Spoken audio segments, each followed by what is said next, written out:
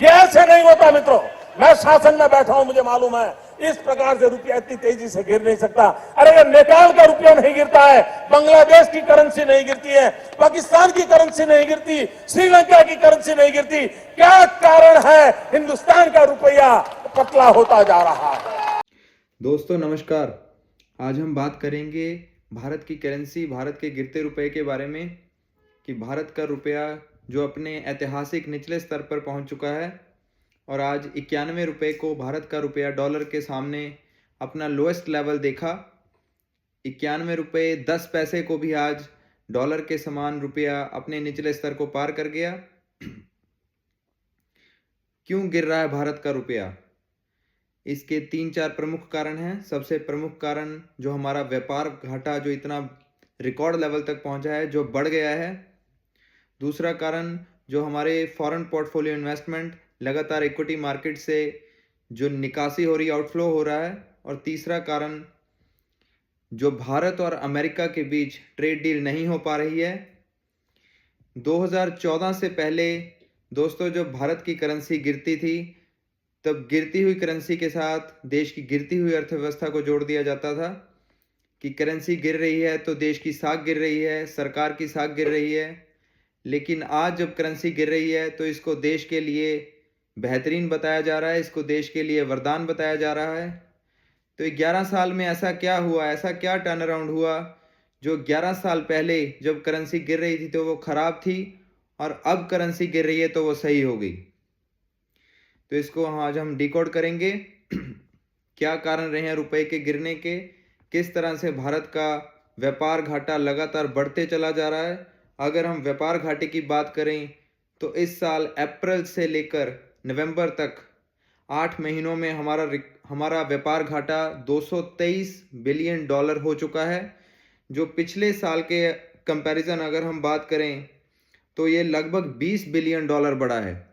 अप्रैल से लेकर नवंबर तक 2024 में जो हमारा अब तक 8 महीने का व्यापार घाटा पिछले साल जो रहा था वो लगभग 203 बिलियन डॉलर का रहा था, लेकिन अब ये बढ़कर 223 बिलियन डॉलर हो चुका है 8 महीनों में ही।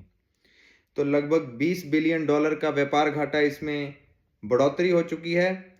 और अगर हम बात करें टोटल जो हमने इंपोर्ट किया है इन 8 महीनों में, 515 बिलियन डॉलर का हमने इंपोर्ट किया है। यह भी लगभग 5.6% हमारा इंपोर्ट बढ़ गया है और एक्सपोर्ट लगातार कम हो रहा है। जो हम एक्सपोर्ट कर रहे हैं वो लगातार हमारा गिर रहा है। क्यों गिर रहा है? क्योंकि हम मैन्युफैक्चरिंग सेक्टर में बिल्कुल फिसड्डी हो चुके हैं। जो 2014 से पहले हमारा मैन्युफैक्चरिंग सेक्टर का रेशो जीडीपी में 17% के करीब था, वो अब लगभग 15 से 16% के बीच झूल रहा है। तो क्या मेक इन इंडिया का नारा क्या सिर्फ एक खोखला नारा बनकर रह गया?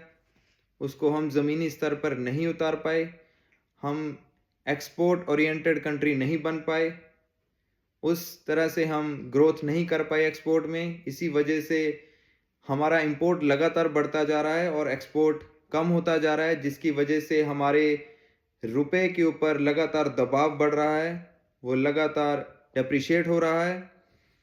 और दूसरा कारण जो है एफपीआईज का, हमारे इक्विटी मार्केट से, फॉरेन पोर्टफोलियो इन्वेस्टमेंट से लगातार डॉलर्स का आउटफ्लो होना। अगर हम बात करें इस साल 8 महीनों में जो एफपीआईज हैं उन्होंने 18.7 बिलियन डॉलर की निकासी कर ली है हमारे स्टॉक मार्केट से। अगर हम इसको रुपए में ट्रांसफ़र करेंगे तो ये लगभग 1,67,440 करोड़ रुपए बनते हैं। इतनी पूंजी विदेशी निवेशकों ने हमारे स्टॉक मार्केट से निकाल ली है। क्यों निकाल ली है? क्यों? विदेशी निवेशकों को हमारी इकॉनमी पर भरोसा नहीं रहा। जब हमारी जीडीपी के इस बार आंकड़े सेकंड क्वार्टर के 8.2% आए तो तुरंत ही आईएमएफ ने हमारी जीडीपी के आंकड़ों को, स्टैटिस्टिक्स को, उन पर भरोसा नहीं किया और उसको सी ग्रेड में डाल दिया। तो क्या ये सब कारण हैं कि विदेशी निवेशकों को अब भारत की इकॉनमी पर उतना भरोसा नहीं रहा और वो पैसे लगाने की बजाय अब लगातार आउटफ्लो कर रहे हैं, डॉलर्स को निकाल रहे हैं? यह भी एक प्रमुख कारण है कि हमारे रुपए के ऊपर अब लगातार दबाव बढ़ रहा है। तीसरा जो कारण है भारत और अमेरिका के बीच ट्रेड डील का ना होना। चूंकि हमारा अमेरिका के साथ अच्छा खासा ट्रेड था, एक्सपोर्ट अच्छा खासा हम उसको करते हैं, लेकिन डोनाल्ड ट्रंप के आने के बाद उन्होंने भारत के ऊपर 50% टैरिफ्स लगा दिए। उनके इस कदम के बाद लगातार भारत का एक्सपोर्ट अमेरिका को गिरता रहा। उसी की वजह से भी भारत के एक्सपोर्ट में कमी आई और भारत के रुपए के ऊपर दबाव बढ़ा। दोस्तों, कुछ वक्त पहले निर्मला सीतारमण जी, जो हमारी वित्त मंत्री हैं, फाइनेंस मिनिस्टर हैं, उन्होंने एक बयान दिया था कि रुपी वीक नहीं हो रहा है, डॉलर स्ट्रेंथनिंग हो रहा है।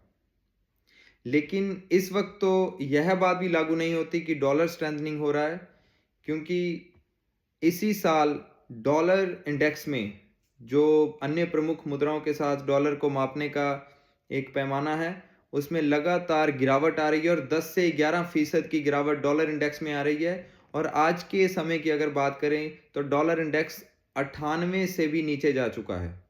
ये लगभग 110 के करीब होता था, इसमें 10 से 11% की काफ़ी शार्प गिरावट आई है। और ये बहुत समय के बाद ऐसा हुआ है कि डॉलर इंडेक्स में इतनी वीकनेस आई है। लेकिन उसके बावजूद हमारा जो भारत की करेंसी है वो डॉलर के सामने लगातार फिसल रही है, लगातार गिर रही है, जिससे हमारे सारे इंपोर्ट्स महंगे हो रहे हैं। क्योंकि इंडिया एक इंपोर्ट ओरिएंटेड कंट्री है, हम कच्चा तेल 85% से ज़्यादा इंपोर्ट करते हैं। Gold, silver, electronic gadgets, fertiliser तक हम बाहर से इंपोर्ट करते हैं। और भारत की करेंसी जब भी गिरती है तो ये सारे गुड्स जो भी हैं बाहर से मंगाते हैं वो सब महंगे हो जाते हैं।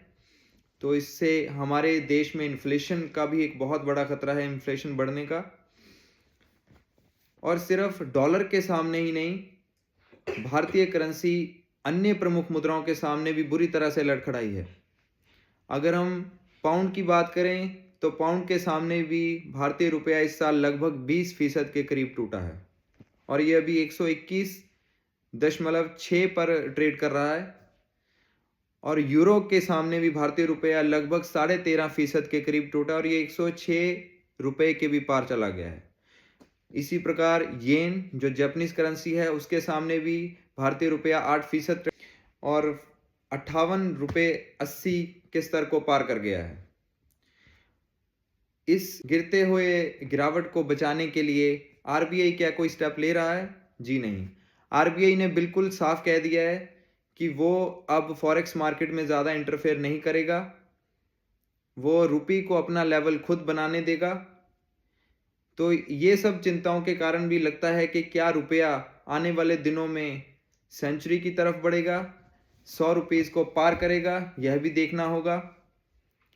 और खतरे की घंटी एक भारतीय अर्थव्यवस्था के लिए सामने खड़ी हुई दिखाई दे रही है। नमस्कार।